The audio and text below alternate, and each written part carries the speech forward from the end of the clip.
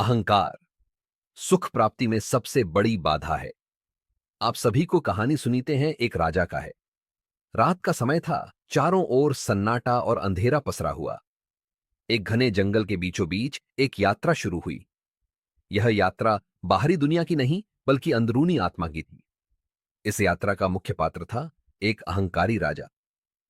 राजा अपने महल के सबसे ऊंचे शिखर पर बैठा था, जहां से वह अपने साम्राज्य को देख सकता था। वह सोच रहा था, इस पूरी दुनिया में मुझसे बड़ा और महान कोई नहीं। धन, शक्ति और सम्मान मेरे कदमों तले हैं। लेकिन उसे पता नहीं था कि उसकी यह सोच उसके जीवन की सबसे बड़ी परीक्षा का कारण बनने वाली है।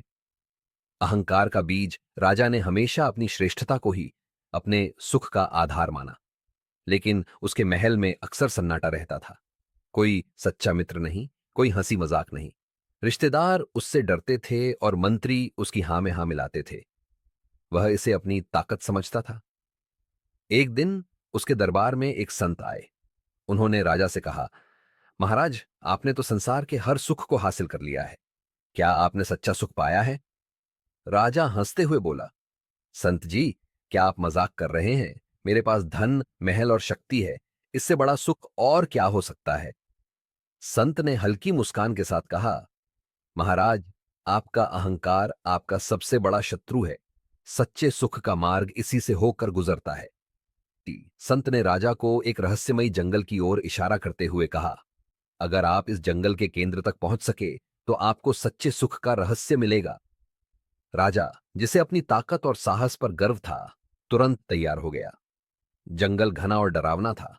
हर कदम पर एक नई चुनौती उसका इंतजार कर रही थी। सबसे पहले पर एक विशाल सांप ने उसका रास्ता रोका। राजा ने अपनी तलवार निकालकर उसे मारने की कोशिश की, लेकिन सांप गायब हो गया।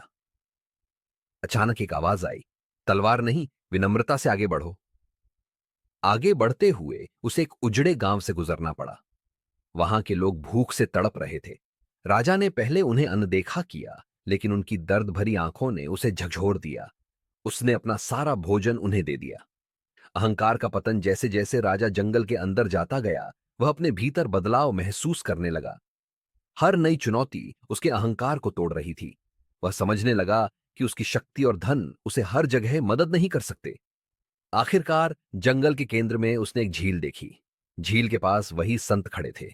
संत ने कहा, महाराज, आपने अपनी यात्रा पूरी कर ली। यह झील आपकी आत्मा का प्रतिबिंब है। इसमें झांक कर देखें कि आपने क्या पाया।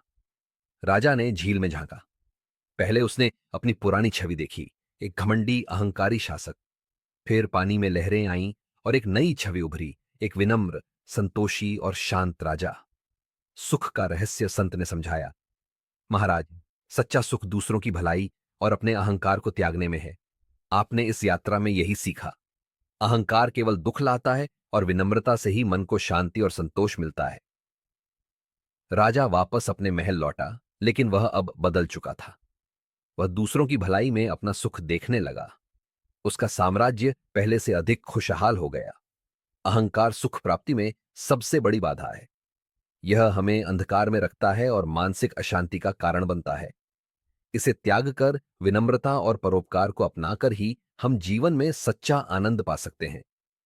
जीवन में सच्चा सुख अहंकार त्यागने और अपने मन को शांत करने में है।